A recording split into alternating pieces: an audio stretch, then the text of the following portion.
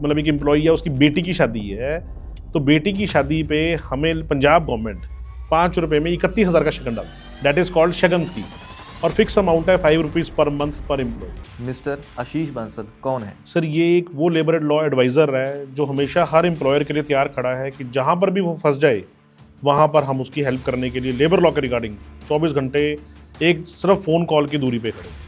Sir सबसे बड़ा benefit अगर आपको लगता है कि एक एम्प्लॉयर अपने एम्प्लॉय को देता है वो क्या है? कि जो सबसे बड़ा बेनिफिट एक मालिक दे रहा है वो ये है कि नौकरी दे रहा है। मुझे लगता है कि सास बहू के बाद अगर सबसे ज़्यादा कोई झगड़े होते हैं तो एम्प्लॉयर और एम्प्लॉई के होते हैं। कि जहाँ पर एक एम्प्लॉयर का सोच ये कहती है कि कल को मुझे ये बंदा छोड़ जाएगा, हम हैं जो आपको रिटेन के लिए बेनिफिट्स इस तरीके से दिलवाएंगे कि वो बंदा आपके पास ज़्यादा से ज़्यादा देर के लिए रिटेंशन कर सके। एम्प्लॉई कहाँ गलत हो जाता है? कई बार हम एज एन एम्प्लॉई मना कर देते हैं कि मेरी तनख्वाह कम हो जाएगी, इसलिए मेरी तनख्वाह से जो एक पैसे कटने चाहिए ESI के लिए या प्रोविडेंट फंड के लिए या लेबर वेलफेयर के लिए, कि वो मत काटो। एम्प्लॉयर की कोई 3 गलतियां जो बहुत कॉमनली एम्प्लॉयर कर देता है। कई बार एम्प्लॉयर ये सोच लेता है मैं सब कुछ अपने आप कर सकता हूँ। बिगेस्ट प्रॉब्लम होगी सर, मैं पूरे एम्प्लॉयर्स की तरफ से ये आपको क्वेश्चन कर रहा हूँ। एम्प्लॉयर जो बीच में साथ छोड़ जाते हैं, इमीडिएटली छोड़ जाते हैं, उन पे क्या किया जाए?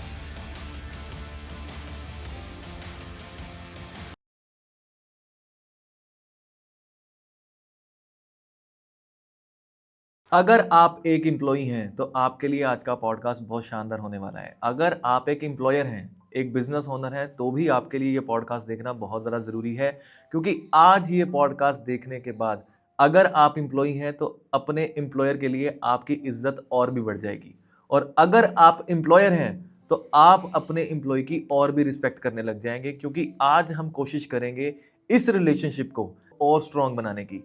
आज हम बात करेंगे कि क्या रिस्पॉन्सिबिलिटीज़ होनी चाहिए एम्प्लॉयर की और क्या रिस्पॉन्सिबिलिटीज़ होनी चाहिए एम्प्लॉयज़ की।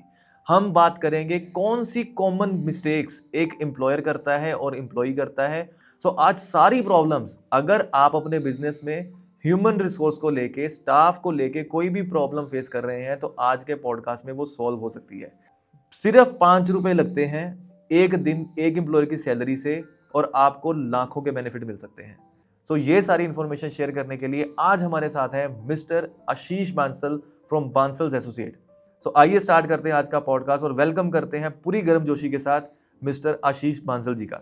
सर वेलकम है जी आज आपका हमारे पॉडकास्ट में। Thank you so much sir for welcoming in your studio. बहुत अच्छा आपने आज का ये प्रोग्राम रखा है और मुझे बुलाकर बहुत अच्छा समझता हूँ कि डिस्कशन ये होने वाली है, क्योंकि ये टॉपिक बहुत अच्छा है जो अवेयरनेस के लिए ज़रूरी है, एंड हम समझते हैं कि हम भी इसमें लैक ऑफ अवेयरनेस में पार्ट है। So I also want to come ahead कि हम इसमें अवेयरनेस जितनी ज़्यादा क्रिएट कर सकें और बेनिफिट्स दिलवा सकें एम्प्लॉयज़ का और एम्प्लॉयर का और उनकी फैमिलीज़ का, वो ज़रूर दिलवाएं। सर आज के पॉडकास्ट में मैं कोशिश कर रहा हूँ एम्प्लॉयर वर्सेस एम्प्लॉय की। ओके। सो इसमें रिस्पॉन्सिबिलिटी की बात भी करेंगे, अकाउंटेबिलिटी की बात भी करेंगे, बात करेंगे कॉमन गलतियों की भी, क्योंकि मुझे लगता है कि सास बहू के बाद अगर सबसे ज़्यादा कोई झगड़े होते हैं तो एम्प्लॉयर और एम्प्लॉई के होते हैं। सबसे ज़्यादा लड़ाइयाँ अगर होती हैं यही होती है, और सबसे ज़्यादा प्यार भी अगर होता है तो यही होता है। बिल्कुल होता है। तो सर स्टार्टिंग इसी से करते हैं कि एक एम्प्लॉयर, उसकी क्या रिस्पॉन्सिबिलिटीज, बेसिक रिस्पॉन्सिबिलिटीज अपने एम्प्लॉयज़ के लिए होती हैं, सबसे पहले वो डिफाइन कर दीजिए। ओके सर, एम्प्लॉयर की पहली रिस्पॉन्सिबिलिटी है और ड्यूटी है, मैं कहूँगा, कि एक अच्छी एम्प्लॉयमेंट प्रोवाइड करना, और एम्प्लॉयमेंट के साथ जैसे ही उसने एम्प्लॉयमेंट प्रोवाइड की तो उसके डॉक्यूमेंट्स कंप्लीट करना, सो डैट ही हिमसेल्फ और जो एम्प्लॉई है दोनों के पास प्रॉपर सिस्टम्स हो और प्रॉपर डॉक्यूमेंट्स इन हैंड हो कि मैं एक अच्छी जगह काम कर रहा हूँ। ठीक है। और जब हम एक अच्छी जगह काम करते हैं तो वहीं से रिलेशनशिप की स्टार्ट हो जाती है। ठीक है। एज वी ऑलवेज से पहला इंप्रेशन, तो पहला इंप्रेशन हमेशा यही अच्छा होना चाहिए। तो पहली बात इसमें आ गई डॉक्यूमेंटेशंस की, कि अपॉइंटमेंट के जो कंप्लीट डॉक्यूमेंट सेट हैं वो कंप्लीट हमारा होना चाहिए और उसकी एक कॉपी अपने हमें एम्प्लॉय को देनी चाहिए। ठीक है। ठीक है, ये हमारी पहली ड्यूटी और रिस्पॉन्सिबिलिटी एम्प्लॉयर साइड से। दूसरी ये है कि जितने भी हमारे डिपार्टमेंट्स और कानून बनाए गए हैं वो हमारे ही फायदे के लिए बनाए गए हैं, जिससे हमारा खुद का भी फायदा हो और हमारे एम्प्लॉयज़ का भी फायदा हो। और यहीं हम दूसरी साइड अगर बात करें, एम्प्लॉय की, कॉइन की सेकंड साइड एम्प्लॉय, उसकी क्या रिस्पॉन्सिबिलिटी है सर अपनी कंपनी की तरफ? सर एम्प्लॉय की पहले तो फॉरमोस्ट ड्यूटी और रिस्पॉन्सिबिलिटी है कि अपने एम्प्लॉयर की तरफ लॉयल हो। जहाँ पर भी वो काम करने गया है वो सिर्फ ये ना सोचे कि मेरी 8 घंटे की ड्यूटी है, वो ये सोच के काम करे कि मैं एक अपने घर जैसी जगह पे काम कर रहा हूँ। सो ये उसकी फॉरमोस्ट ड्यूटी है कि हमेशा ग्रोथ के बारे में सोचे, क्योंकि growth starts from the employee only. जैसे ही वो ग्रोथ के बारे में सोचेगा उसकी कंपनी भी उसी हिसाब से ग्रोथ करेगी। सेकंड, मैं समझता हूं कि जितनी भी बेनिफिट स्कीम्स हैं उसका वो बेनिफिट ले। कई बार हम पैसों को सोचते हुए कि मेरी तनख्वाह से मेरी कैश इन हैंड कम हो जाएगा, कि मुझे तो हाथ में तनख्वाह कम आएगी, प्रोविडेंट फंड हम नहीं कटवाते। हम कहते हैं इसका खर्चा तो 12% है जी तनख्वाह का, तो एक बड़ी अच्छी अमाउंट मेरी तनख्वाह से कट जाएगी और मुझे कैश इन हैंड नहीं आएगा। तो गवर्नमेंट ने कुछ सोचकर ये बेनिफिट्स बनाए हैं, नहीं तो गवर्नमेंट बेनिफिट बनाती ही ना। बिल्कुल ठीक है। तो बनाए इसीलिए गए ताकि वो बेनिफिट ले पाए। और हम कई बार सिर्फ कैश को सोचते हुए या अपनी तनख्वाह को सोचते हुए कि मेरे पास पैसे कम आएंगे, हम बेनिफिट छोड़ देते हैं जो हमारे फ्यूचर में काम आने हैं। तो ये एक बहुत बड़ी रिस्पॉन्सिबिलिटी है और ड्यूटी है एम्प्लॉय की कि इसको अपनाई। अगर कुछ बेनिफिट्स की बात करें तो एम्प्लॉयर एक एम्प्लॉय को क्या बेनिफिट देता है और क्या देने ही चाहिए बेनिफिट्स, ये भी क्लियर कर दीजिए। देखिए ऐसा है, मैं मेजर इसमें बात करूंगा 3 डिपार्टमेंट्स की जो हमारे सेंट्रल गवर्नमेंट और स्टेट गवर्नमेंट ने बनाए हैं।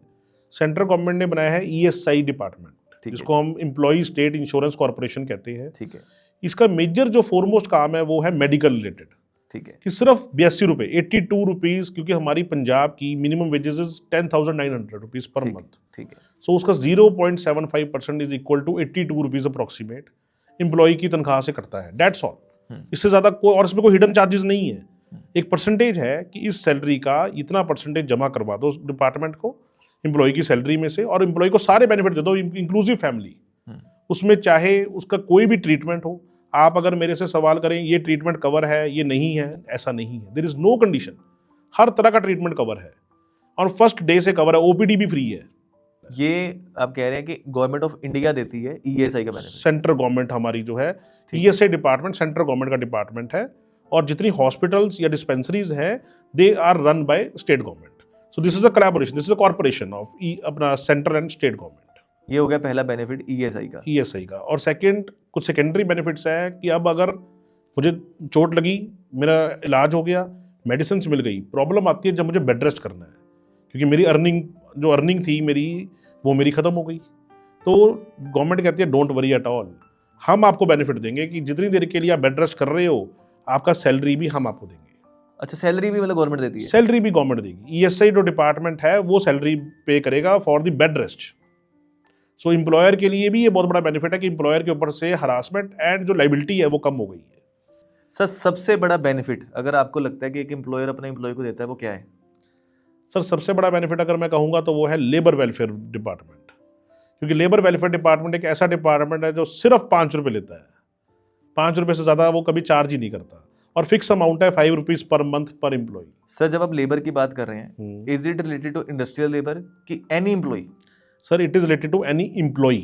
The name of department is labour welfare department. ठीक है। And it is called labour welfare board. ठीक है। और इसकी जो स्कीम्स है उसको हम लेबर वेलफेयर स्कीम्स कहते हैं। तो वर्ड इज लेबर, बट ये कोई भी एम्प्लॉय, और इसमें कोई ऐसी रेंज, कोई कंडीशन इन्वॉल्व नहीं है कि उसकी सैलरी 2,000 है, 10,000 है, 20,000 है कि अपना 22,000 है। सैलरी रेंज कोई भी हो वो पर्सन बेनिफिट ले सकता है just by giving a fix amount of 5 rupees. 5 रुपये बस सर? ओनली 5 रुपये। और क्या बेनिफिट मिलेगा सर? बेनिफिट सर बहुत सारे ही हैं। सबसे पहले अगर शुरुआत करूं एक शगन की, अगर किसी आप मतलब एक एम्प्लॉई है उसकी बेटी की शादी है, तो बेटी की शादी पे हमें पंजाब गवर्नमेंट 5 रुपये में 31,000 का शगन डालती है। अच्छा, that is called Shagun scheme. कि आपने बोला कि अगर एम्प्लॉई है, एम्प्लॉई की बेटी की शादी, बेटी की खुद एम्प्लॉई की है सर, तो सर ऐसा होता है ना, ये जो बेनिफिट है ये सारे वेलफेयर, इसका नाम वेलफेयर है। वेलफेयर का मतलब है कि आपकी फैमिली के साथ जुड़े बेनिफिट। ठीक है। ठीक है। ठीक है। तो हम जो भी आज काम भी कर रहे हैं वो मेन अपनी फैमिली के लिए कर रहे हैं। बिल्कुल ठीक है सर, एग्री। तो अपने लिए तो मैंने बहुत सारे बेनिफिट ले लिए, अब मेरी फैमिली के लिए भी बेनिफिट्स बहुत ज़रूरी है। तो ये पहला बेनिफिट बेटी के लिए है कि मैं बेटी की शादी पर हमें पंजाब गवर्नमेंट शगन दे रही है। ठीक है। इसका नाम इसलिए शगन स्कीम है। अच्छा। कि 31,000 रुपीज़ आप शगन के तौर पे हमारे डिपार्टमेंट से ले सकते हो। ठीक है। ठीक है ना, ये एक बहुत इंपॉर्टेंट बेनिफिट है। और दूसरा सर? दूसरा बेनिफिट है एक्स ग्रेशिया, कि in case of miss happening, किसी भी तरह से कोई भी मिस हैपनिंग हो गई तो उसमें एक्सीडेंटल डेथ में 2 लाख रुपए हमें डिपार्टमेंट देता है। अच्छा, देने सिर्फ 5 रुपये जमा कराने हैं? 5 रुपये जमा कराने। अमाउंट में कोई किसी तरीके की कहीं पर भी कोई फर्क नहीं है। 5 रुपये मीन्स 5 रुपये पर एम्प्लॉई पर मंथ। तो सर ये जो स्कीम्स आप बता रहे हो, मतलब आपने मुझे 3 चीज़ें बताई, ESI, PF and labour welfare board. तो ये 3 चीज़ें एम्प्लॉयर इम्प्लीमेंट क्यों नहीं करता सर? मैं ये नहीं कहूँगा कि एम्प्लॉयर इम्प्लीमेंट नहीं करता। कई बार एम्प्लॉयर इम्प्लीमेंट ना करने का कारण लैक ऑफ अवेयरनेस मैं ज़रूर कह सकता हूँ एक, पर ऐसा नहीं कि एम्प्लॉयर इम्प्लीमेंट नहीं करना चाहता। कई बार होता है कि वो भी मजबूर हो जाता है कि उसके एम्प्लॉय कहते हैं कि हम तनख्वाह से नहीं कटवाएंगे, तो ये प्रॉब्लम एम्प्लॉयर को फेस करनी पड़ती है। जबकि ये स्टैट्यूटरी लॉ है, इसमें एम्प्लॉयर के पास कोई ऐसा तरीका नहीं है कहने का कि मैं ये नहीं करूँगा या मैं ये नहीं करना चाहता या मेरा एम्प्लॉय नहीं कटाना चाहता इसलिए मैं नहीं करूँगा। बट उसको ये करना ही है, उसके पास ऑप्शन नहीं है। ना करने का कई बार बस ये हो जाता है कि उसको लैक ऑफ अवेयरनेस हो जाती है कि वो कहता है कि मुझे पता ही नहीं है कि ये करना है, ना ही मेरे सीए ने बताया ये करना है। तो उस कारण से वो कई बार पीछे हट जाता है। नहीं तो एम्प्लॉयर कोई भी है वो हमेशा चाहता है कि मैं आगे बढ़ूँ, अपनी कंपनी में जो बेनिफिट दे सकता हूँ ज़रूर दूँ। मैंने आज तक एक भी कोई ऐसा मालिक से मैं नहीं मिला आज तक अपनी लाइफ में जिसने कभी ये कहा हो कि मैं बेनिफिट देना नहीं चाहता अपने एम्प्लॉय को। वो कहता है बल्कि और बताओ जी, और मैं अपने एम्प्लॉय के लिए क्या कर सकता हूँ। बिल्कुल सही बात है सर, एग्री, 100% एग्री। कि किसी से भी, रादर मैं अपने दोस्तों से भी मिला हूँ, फैमिली में भी, हर कोई बंदा ये बात करता है कि हम और ज़्यादा क्या कर सकते हैं। कभी कोई ये नहीं कहता कि नहीं मैं करना ही नहीं चाहता या मैं कम करना चाहता हूँ। तो ऐसा नहीं है। मतलब मैं ये समझता हूँ अपने इंडिया के अंदर खासकर बेनिफिट्स भी बहुत सारे हैं और मिलते भी बहुत हैं। हमें सिर्फ अवेयरनेस प्रॉपर गैदर करके लेनी चाहिए या प्रॉपर एक कंसल्टेंट या प्रॉपर प्रोफेशनल्स हायर करने चाहिए जो बेनिफिट्स दिलवाते हैं, क्योंकि हर काम हम अकेले नहीं कर सकते। सो इसीलिए प्रॉपर टीम अपने साथ हायर कीजिए और प्रॉपर बेनिफिट्स लीजिए। और इन द लास्ट में एक चीज़ इसमें ये ऐड करूँगा कि जो सबसे बड़ा बेनिफिट एक मालिक दे रहा है वो ये है कि नौकरी दे रहा है। नहीं तो अगर वो नौकरी नहीं देगा तो नौकरी मिलेगी कैसे, और नौकरी मिलेगी नहीं तो बेनिफिट कैसे मिलेंगे। सो इसीलिए इस नौकरी की कदर की जाए और कदर करके अपने एम्प्लॉयर के बारे में एक अच्छे विचार रखते हुए अपनी भी ग्रोथ की जाए और अपने एम्प्लॉयर की भी ग्रोथ की जाए। अब थोड़े गलतियों के बारे में बात कर लेते हैं। एम्प्लॉयर की कोई 3 गलतियां जो बहुत कॉमनली एम्प्लॉयर कर देता है। सर एम्प्लॉयर की अगर मैं गलतियों की तरफ आऊँ, देखिए मैं एम्प्लॉयर को गलत इसलिए नहीं कह सकता क्योंकि वो नौकरी दे रहा है और अपने काम को भी बढ़ा रहा है और दूसरे के लिए भी बढ़ा रहा है। अनजाने में गलतियां हो गई, मतलब पर अनजाने में हमसे हो जाता है, हमें पता नहीं लगता कि देखिए सर, मुझे लग रहा है कि समटाइम्स आपको ना पिक्चर दिखाने वाला कोई होता ही नहीं है। हम सोचते हैं कि हम सब सही कर रहे हैं पर अनजाने में हम गलत कर रहे होते हैं।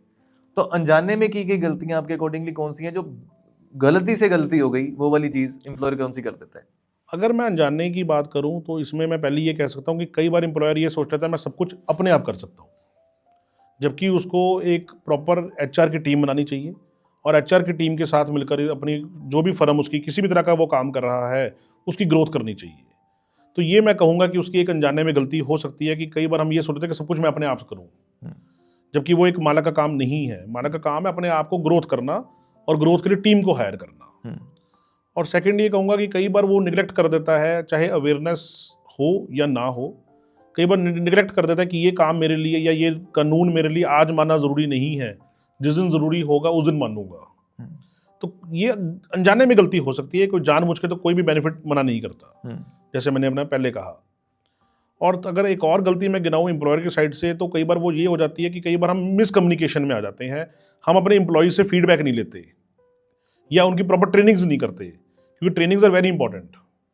जब हम उनको हर महीने लर्निंग एटीट्यूड में रख रहे हैं तो एक बड़ा अच्छा एनवायरनमेंट बनता है और नई चीज़ें पता लगती हैं और क्या मार्केट में भी चल रहा है और क्या एम्प्लॉयज़ से भी जो आप फीडबैक लेते हो तो एम्प्लॉयज़ आपको बड़ी अच्छी फीडबैक देते हैं कि सर आपकी फैक्ट्री के अंदर या आपकी इस्टेब्लिशमेंट में या आपके ऑफिस में ये कुछ गलतियां हैं जिनके ऊपर आपको फोकस करना चाहिए। एम्प्लॉय कहाँ गलत हो जाता है, उसकी अगर 3 गलतियां अगर प्राइमरी जानना चाहें तो? एम्प्लॉय की गलती हो सकती है कि पहली कि वो अपने मालिक तक कोई भी गलत चीज़ अगर कहीं हो रही है तो वो पहुंचाता ही नहीं, वो इग्नोर कर देता है कि गलत हो रहा है तो मुझे क्या है, मेरे मालिक का काम है वो दिखेगा।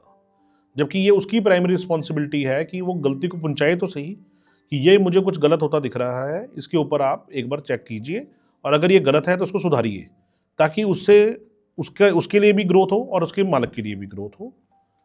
और सेकंड, कई बार हम एज एन एम्प्लॉई मना कर देते हैं कि मेरी तनख्वाह कम हो जाएगी, इसलिए मेरी तनख्वाह से जो एक पैसे कटने चाहिए ईएसआई के लिए या प्रोविडेंट फंड के लिए या लेबर वेलफेयर के लिए कि वो मत काटो। वो ना काटना कहना ही सिर्फ गलत है, क्योंकि वो एक कानून है तो वो कटने तो है ही है।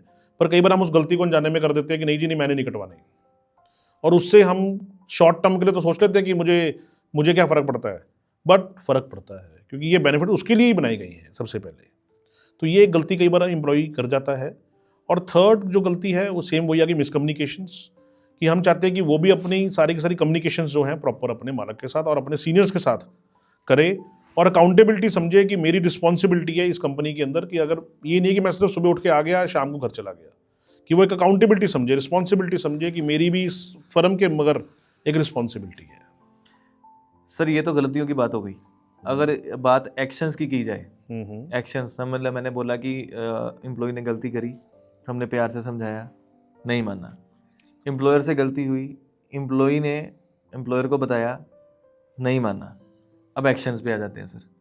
अगर मैं सिंपल बोलूँ कि एक एम्प्लॉय मेरे ख्याल से सबसे बड़ी गलती मेरे हिसाब से अगर कोई एम्प्लॉय करता है तो वो मेरे ख्याल से इमीडिएट रिज़ाइन डालना होगा कि हम कंपनी में काम करते हैं, क्योंकि हर एम्प्लॉयर सर अपनी टीम से ही खड़ा होता है। अगर हम बोलेंगे ग्लोबल 10 में हमने अगर टीम बनाई है तो हम सोचते हैं कि टीम, बहुत लोगों के सपने जुड़े हैं इससे, बहुत लोगों के घर चल रहे हैं इससे, और बहुत लोग अपने इंक्रीमेंटल ग्रोथ प्लान इससे बनाते हैं कि कंपनी चलेगी तो हमें और बंदेगा ना। और सडनली एक साथी बीच में से उठता है, वो कहता है कि नहीं जी, जिसको हमने साथी माना है, एक कश्ती में समंदर में तैर रहे हैं और कश्ती में सब चप्पू चला रहे हैं, और एक साथी ने भी बोल दिया कि मैं तो जा रहा हूँ भाई, तुम ही चलाओ कश्ती, मुझे तुम्हारी कश्ती से कोई लेना देना नहीं, मुझे जहां तक आना था मैं पहुंच गया, अब मुझे तुम्हारी जरूरत नहीं है। तो बीच में जब वो साथ छोड़ देते हैं, मतलब मैं कहूँगा वो गाना भी बोल सकते हैं, दगाबाज रे तो जो बीच में दगा दे देते हैं, उस पर क्या किया जाए सर? सर देखिए, दगा तो दगा है। तो एम्प्लॉयर के पास पहला जो राइट उसको मिला हुआ है वो है लीगल नोटिस, कि वो इस एम्प्लॉय के अगेंस्ट तो लीगल नोटिस निकाले कि भाई तुम प्रॉपर नोटिस पीरियड को सर्व करो, ताकि जो रिलेशनशिप है वो रिलेशनशिप ख़राब ना हो, और हमारा जो ये टाइम पीरियड है इस टाइम में हम भी एम्प्लॉय ढूंढ लें आपकी जगह पे, और आप भी प्रॉपर एक अच्छे कम्युनिकेशन से जाओ। ये नहीं है कि कल को आप हमें कहीं मुंह दिखाने के काबिल ही ना रहो, क्योंकि आप हरकत ऐसी कर रहे हो और कहीं ना कहीं तो हमें मिलना है। तो मेरी ये रिक्वेस्ट है उसमें एम्प्लॉयर से कि पहले तो ये कोशिश की जाए कि उस एम्प्लॉय को एक बार समझाया जाए। अगर फिर भी वो नहीं समझ रहा जैसे आप कह रहे हैं, तो फिर तो legal notice is the only action which you have, जिससे आप नोटिस पीरियड के अपने लीगल एक्शन के थ्रू जा सकते हैं, और लेबर ऑफिसर को इन्वॉल्व कर सकते हैं और लेबर इंस्पेक्टर को इन्वॉल्व कर सकते हैं कि वो आपके इस झगड़े को सुलझाए। क्या एक एम्प्लॉयर अपने एम्प्लॉय की सैलरी होल्ड कर सकता है? सर सैलरी होल्ड करना एक अच्छी प्रैक्टिस नहीं है, क्योंकि रीज़न इज उससे नुकसान क्या होगा, जो बाकी एम्प्लॉयज़ होंगे उनके माइंड में एक सेंस ऑफ फियरनेस आ जाएगी कि कल को मेरी सैलरी नहीं देगा मालक, और वो एक अच्छा एटीट्यूड नहीं है। मैं उसको एक अच्छा एटीट्यूड बिल्कुल नहीं मानूंगा। HR मैनेजमेंट फर्म्स क्या पार्ट प्ले करती हैं, क्या बेनिफिट्स हैं HR फर्म मैनेजमेंट्स के? ओके सर, जो human resource, HR means human resource, अपने आप में ही एक बैकबोन है किसी भी जगह की। कोई भी मैंने आज तक ऐसा काम नहीं देखा जिसमें ह्यूमन रिसोर्स ना हो। सो ह्यूमन रिसोर्स जो है, और उसमें मैनेजमेंट, जैसे हमारी फर्म में मैनेजमेंट की, हमारा काम ही मैनेज करना है। सो मैनेज करने के लिए जब आप एक पर्सन अपॉइंट करते हैं तो अपॉइंटमेंट स्ट्रक्चर्स बनते हैं प्रॉपर, उसकी पॉलिसीज़ बनती हैं, जो हम कई बार सोचते हैं हम कहाँ से बनवाएं। हम उसके लिए कई बार गूगल की हेल्प लेते हैं और बहुत सारी हेल्प लेते हैं, बट स्टिल हम पूरे उस नतीजे पे नहीं पहुंचते कि सारी सही है कि नहीं है। तो उसके लिए लेबर लॉ एडवाइजर जो फर्म्स हैं, they are the best source जो आपकी हेल्प करते हैं। सर मैं एम्प्लॉयर हूँ, मेरी फर्म है ग्लोबल 10 डिजिटल मार्केटिंग एजेंसी हम चला रहे हैं, कौन सी मेरी प्रॉब्लम है जो आप इमीडिएटली सॉल्व कर दोगे? सर जो आपने ये सवाल किया, इसका एक बड़ा अच्छा मैं आपको जवाब देना चाहूँगा विद कमिटमेंट, कि जो आपके लिए मैं कर सकता हूँ वो रिटेंशन, कि जहाँ पर एक एम्प्लॉयर का सोच ये कहती है कि कल को मुझे ये बंदा छोड़ जाएगा, हम हैं जो आपको रिटेन के लिए बेनिफिट्स इस तरीके से दिलवाएंगे कि वो बंदा आपके पास ज़्यादा से ज़्यादा देर के लिए रिटेंशन कर सके। ठीक है, मतलब रिटेंशन बढ़ जाएगी मेरी? बिल्कुल बढ़ेगी, और गारंटीड है सर इस चीज़ की बढ़ेगी? बिल्कुल गारंटी है कि वो बंदा खड़े पैर नहीं कहेगा कि मुझे अभी के भी जाना है। ठीक है, जो एक प्रोसेस है वो प्रोसेस के थ्रू जाएगा, और कोई भी जा सकता है, कोई भी आ सकता है, पर प्रोसेस के साथ। ठीक है, क्योंकि हमारा कोई भी बंधुआ नहीं है, हम किसी को भी बांध कर नहीं रख रहे हैं। बिल्कुल ठीक है। हम खुद चाहते हैं कि एक ऐसा एनवायरनमेंट हो कि कल को बंदा कहीं पर भी मिले, खुलकर मिले कि सर ये मेरा एम्प्लॉयर है, मैंने इनके पास काम किया है। अब मैं आपसे सर कुछ क्विक क्वेश्चन पूछूंगा जिसका आपने एक ही लाइन में जवाब देना है। बांसल्स एसोसिएट को हम ट्रस्ट क्यों करें? क्योंकि उसका एक्सपीरियंस बहुत ज़्यादा है in solving all matters related to labour law. आज तक आपने कितने केसेस सॉल्व करवाए हैं?